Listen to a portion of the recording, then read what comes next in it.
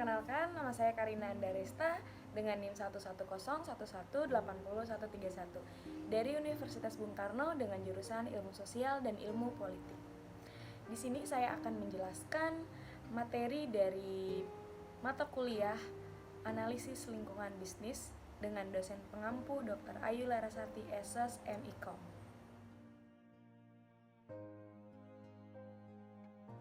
Kegiatan bisnis itu merupakan kegiatan oleh individu atau kelompok melalui proses penciptaannya. Lalu pihak pengelola bisnis itu biasanya ada pertama modal, manajer, tenaga kerja, dan konsumen.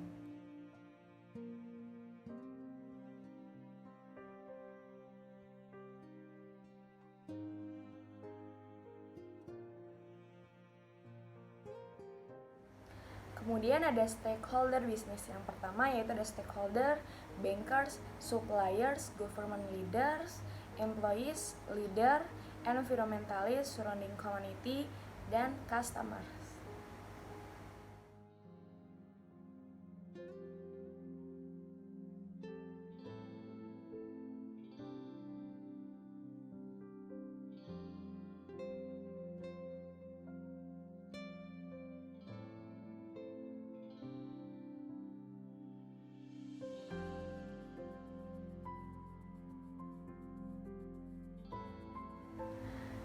Lalu di sini ada lingkungan bisnis, yaitu keseluruhan hal-hal atau keadaan di luar badan, usaha atau industri yang mempengaruhi kegiatan organisasi. Biasanya meliputi ada beberapa macam, yaitu lingkungan ekonomi, teknologi, sosial, dan persaingan.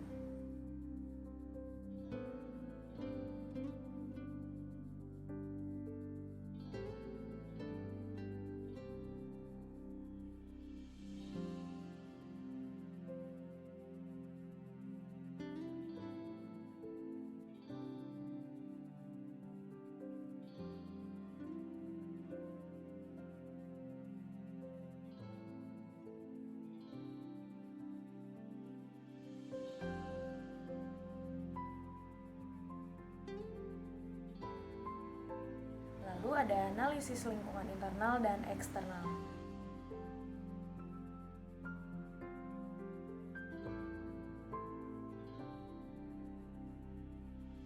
Tujuannya untuk dapat mengerti dan memahami lingkungan organisasi sehingga manajemen akan dapat melakukan reaksi secara tepat terhadap setiap perubahan.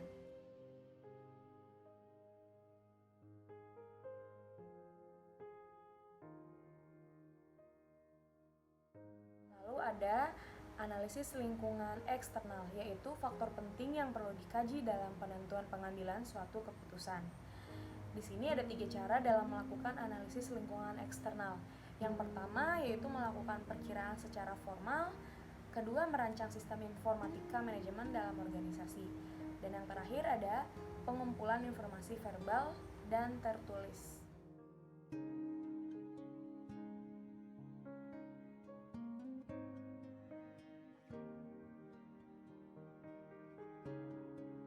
Lalu di sini ada karakteristik lingkungan makro atau eksternal.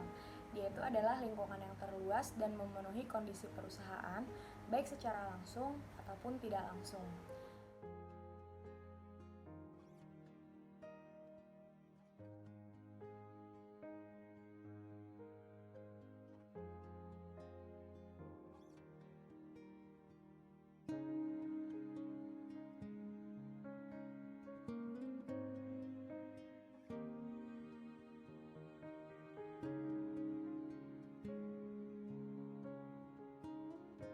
Lalu di sini ada lingkungan internal atau disebut dengan mikro.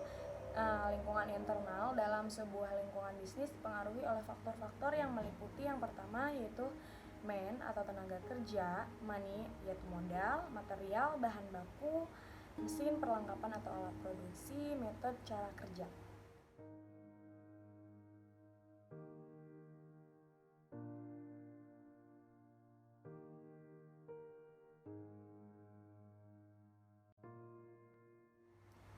Dan yang pertama ada man atau tenaga kerja. Jadi dia itu adalah manusia. Di sini sebenarnya tidak hanya berperan sebagai tenaga kerja di perusahaan, namun juga berperan sebagai konsumen dari produksi perusahaan. Yang kedua itu ada money atau modal. Jadi dia itu adalah uang atau modal usaha, yaitu sejumlah uang atau barang yang dibeli dengan uang tersebut untuk membuat produksi yang lain.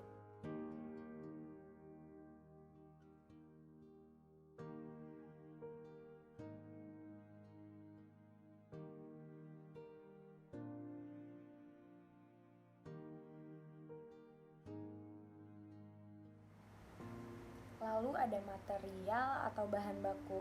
Material ini sangat berpengaruh sekali terhadap kelancaran proses produksi, sebab merupakan faktor pendukung utama dalam proses produksi. Lalu ada mesin atau peralatan. Mesin ini dia meliputi perlengkapan atau peralatan penunjang faktor produksi sebuah perusahaan.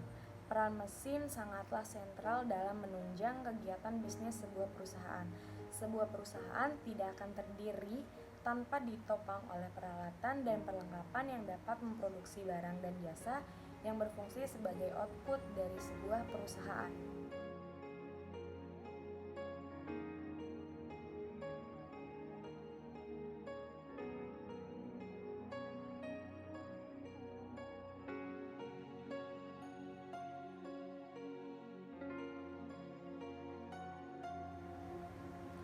Lalu yang terakhir ada metode atau cara kerja. Metode ini yaitu merupakan suatu pelaksanaan kerja produktif, misalkan pengambilan keputusan, pemberian ide atau inisiatif, dan pemikiran yang kesemuanya itu ditujukan agar pengelolaan sumber-sumber ekonomi dapat berjalan dengan lancar. Singkatnya, di dalam metode ini ialah pelaksanaan manajemen dalam perusahaan atau pengelolaan perusahaan.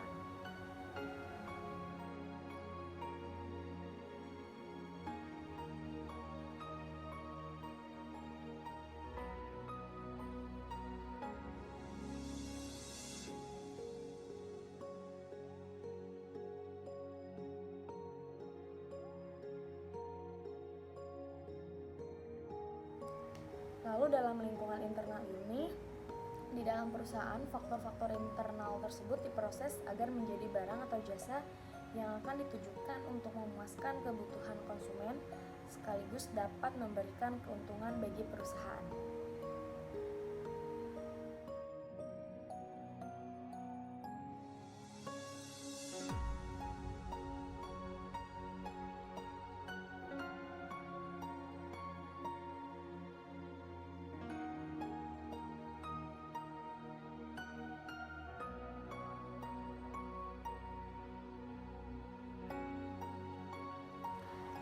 Dalam analisis lingkungan internal, perusahaan merupakan analisis yang berguna dalam mengidentifikasi kekuatan dan kelemahan suatu perusahaan atas dasar sumber daya dan kapabilitas yang dimilikinya.